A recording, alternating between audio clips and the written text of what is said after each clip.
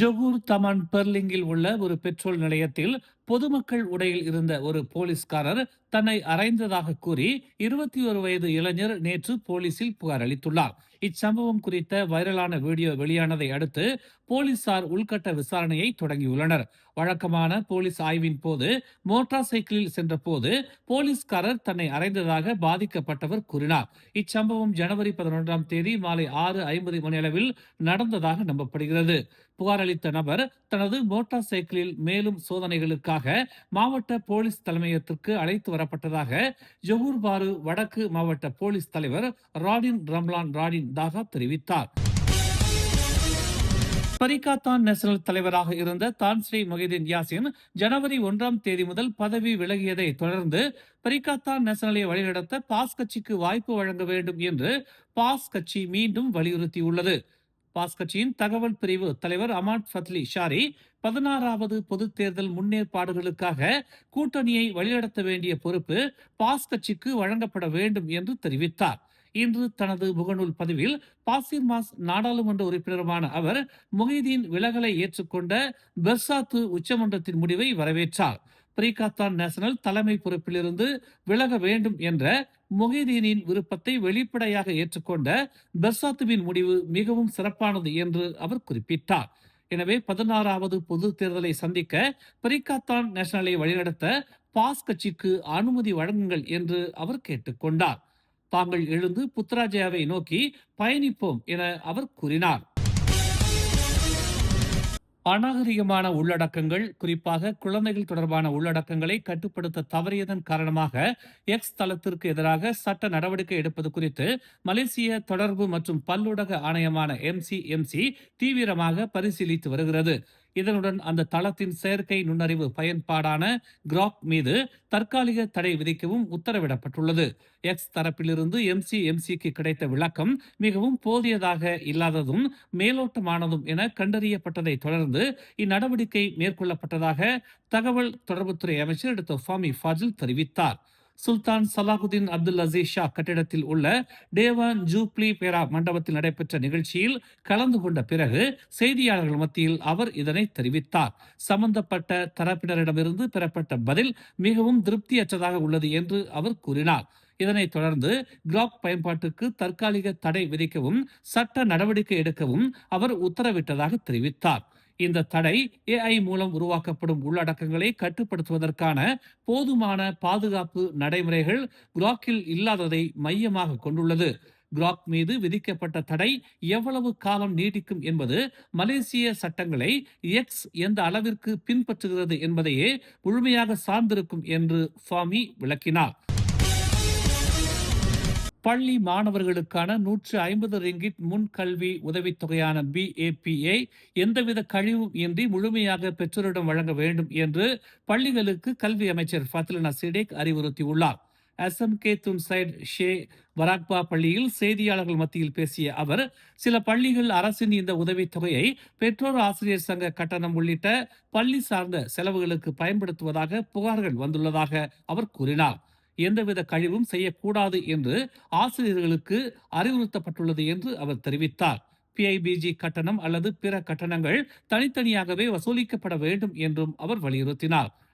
அரசு 150 ரிங்கிட் வழங்கினால் பெற்றோர் 150 ரிங்கிட்டையே பெற வேண்டும். எந்த ஆசிரியரும் அந்த தொகையில் இருந்து கழித்தால் தன்னிடம் தெரிவியுங்கள் என்று அவர் கூறினார். அது அனுமதிக்கப்படாது என்றும் அவர் தெளிவுபடுத்தினார். நாடு முழுவதும் BAP திட்டத்திற்காக 800 மில்லியன் ரிங்கிட்டுக்கும் அதிகமான தொகை ஒதுக்கப்பட்டுள்ளதாகவும் இதன் மூலம் படிவம் 1 முதல் படிவம் 6 வரை உள்ள சுமார் 52 லட்சம் மாணவர்கள் பயன் பெறுவார்கள் என்றும் ஃபத்லினா கூறினார். மேலும் நாடு முழுவதும் உள்ள சுமார் 10,000 பள்ளிகளில் BAP வழங்கும் பணிகள் ஞாயிற்றுக்கிழமை தொடங்கி உள்ளதாகவும் அது இந்த வாரத்திற்குள் நிறைவடையும் என்றும் தாம் எதிர்பார்க்கப்படுவதாகவும் அவர் கூறினார். அடுத்த மாநில தேர்தலில் தற்போது பெர்சாத்து இளைஞர் பிரிவு தலைவர் ஹில்மான் இடாம் வைத்திருக்கும் கோம்பாக் செத்தியா சட்டமன்ற தொகுதியில் பாஸ் கட்சி போட்டியிட வேண்டும் என்று ஸ்லாங்கூர் பாஸ் கட்சி இளைஞர் பிரிவு தலைவர் சுக்ரி ஒமார் வலியுறுத்தியுள்ளார். ஸ்லாங்கூர் பாஸ் இளைஞர் பிரிவு தேர்தல் பிரச்சாரத்திற்கு முழுமையாக தயாராக இருப்பதாகவும் உயர்ந்த நேர்மை மற்றும் நல்லொழுக்கம் கொண்ட பல தகுதியான வேட்பாளர்கள் பாஸ் கட்சியில் இருப்பதாகவும் அவர் கூறினார். நீங்கள் தயாரா என ஷா ஆலம் பாஸ் தலைவர் நேற்று தனது முகநூல் பதிவில் கேள்வி எழுப்பினார். இந்த அழைப்புக்கு கொம்பாக் பாஸ் இளைஞர் பிரிவும் ஆதரவு தெரிவித்துள்ளது. பாஸ் கட்சியின் தலைவர் அப்துல் ஹடி அவாங்கை அவமதிக்கும் அல்லது சவால் விடும் எந்த கட்சியையும் எதிர்கொள்ள தயாராக இருப்பதாக அந்த பிரிவு தெரிவித்தது. மேலும் 2023 மாநில தேர்தலில் ஹில்மான் இனாம் வெற்றி பெற பாஸ் கட்சி முக்கிய பங்கு வகித்த போதும் அதன் பின்னர் அவர் அந்த பகுதியில் பாஸ் கட்சியுடன் இணைந்து செயல்படவோ தொடர்பில் இருக்கவோ இல்லை என்று கொம்பாக் பாஸ் இளைஞர் பிரிவு குற்றம் சாட்டியது. இந்த சூழல் பர்சாத்து தலைவர் மொஹிதீன் யாசின் பதவி விலகியதை தொடர்ந்து பெரிகாத்தான் நேஷனல் தலைமை தொடர்பாக அவசர பெரிகாத்தான் நேஷனல் உச்சமன்ற கூட்டம் நடத்த வேண்டும் என்று பாஸ் கட்சி தலைவர் ஹடி அவாங் கோரிக்கை வைத்தார். ஹடியின் இந்த கோரிக்கையை ஹில்மான் நிராகரித்து பேசியதன் விளைவாக இது போன்ற அதிரடி முடிவுகளை பாஸ் எடுக்க தொடங்கியுள்ளது. பாஸ் இப்போது ஒவ்வொரு பெரிகாத்தான் உறுப்பு கட்சிக்கும் தங்களது உள் முடிவுகளை எடுக்க இடம் வழங்க வேண்டும் என்றும் அதன் பின்னரே உச்சமன்ற கூட்டம் நடைபெற வேண்டும் என்றும் ஹில்மான் தெரிவித்தார். ஹில்மானின் இந்த நிலைப்பாட்டுக்கு பாஸ் தரப்பில் கடும் எதிர்வினை ஏற்பட்டுள்ளது. பாஸ் இளைஞர் தலைவர் அப்னான் ஹமீமி தைப் அசாமுடீன் பெரிகாத்தான் நேஷனல் தொடர்பான பல அரசியல் முடிவுகளில் பாஸ் கட்சியை ஆலோசிக்காமல் பெர்சாத்து தனிப்பட்ட முறையில் செயல்பட்டதாக குற்றம் சாட்டியுள்ளார். சுற்றுச்சூழல் மாசுபாட்டுடன் தொடர்புடைய பாரம்பரிய நடவடிக்கைகளை நிறுத்த ஸ்லாங்கூர் அரசு நடவடிக்கை எடுத்து வரும் நிலையில் பன்றி வளர்ப்பை நவீனமயமாக்குவதற்கு ஸ்லாங்கூர் அரசு மாநில நிதியையோ அல்லது நிலத்தையோ ஒதுக்கவில்லை என்று ஸ்லாங்கூர் மந்திரி பசார் அமருடீன் ஷாரி தெரிவித்துள்ளார். மாநில அரசின் நிதி அல்லது நிலம் இதில் ஈடுபடவில்லை என்று குறிப்பிட்ட அவர், இதில் சம்பந்தப்பட்ட அனைத்து நிலங்களும் தனியார் துறையின் கீழ் உள்ளன என்று அவர் இன்று ஒரு நிகழ்வில் செய்தியாளர்கள் மத்தியில் தெரிவித்தார். நேற்று ஸ்லாங்கூர் ஆட்சியாளர் சுல்தான் ஷராபுடீன் இட்ரிஷா அரசு இனி பன்றி வளர்ப்பு நடவடிக்கைகளில் நிதி ஒதுக்கவோ அல்லது முதலீடுகளோ செய்யாது என்று கூறினார். இந்நிலையில் கோலாலங்காட்டில் உள்ள பாரம்பரிய பன்றி பண்ணைகளை மூடுவதே மாநிலத்தின் உடனடி முன்னுரிமை என்று அமீருடீன் தெரிவித்தார். முன்னாள் ஐஜிபி மூசா ஹசானுக்கு எதிரான அவதூறு வழக்கில் கூட்டரசு பிரதேச அமைச்சர் ஹன்னா இயோவுக்கு ஆதரவாக மேல்முறையீட்டு நீதிமன்றம் தீர்ப்பளித்துள்ளது. நீதிமன்றத்தின் ஒருமனதான தீர்ப்பை வழங்குவதில் நீதிபதி அசீமா உமார் 2024 ஆண்டு யோவின் வழக்கை தள்ளுபடி செய்ததில் உயர்நீதிமன்றம் தவறு செய்ததாக கூறினார். இதனை அடுத்து மேல்முறையீட்டு நீதிமன்றம் யோவுக்கு 2,50,000 இழப்பீடு வழங்க மூசாவுக்கு உத்தரவிட்டுள்ளது. மேல்முறையீட்டை விசாரிக்கும் குழுவில் நீதிபதிகள் சு கா சிங் மற்றும் சனா சுலைமான் ஆகியோரும் இருந்தனர். மூசா மலேசியாவை கிறிஸ்தவ தேசமாக மாற்ற முயற்சிப்பதாக குற்றம் சாட்டியதை அடுத்து யோ 2020 வழக்கு தொடர்ந்தார். ஜனவரி 30, 2020 அன்று மாரா தொழில்நுட்ப பல்கலைக்கழகத்தில் நடந்த ஒரு கூட்டத்தில் பெயரிடப்படாத ஒரு குழு நாட்டில் இஸ்லாத்தை அழிக்க முயற்சிப்பதாக மூசா தெரிவித்தார்.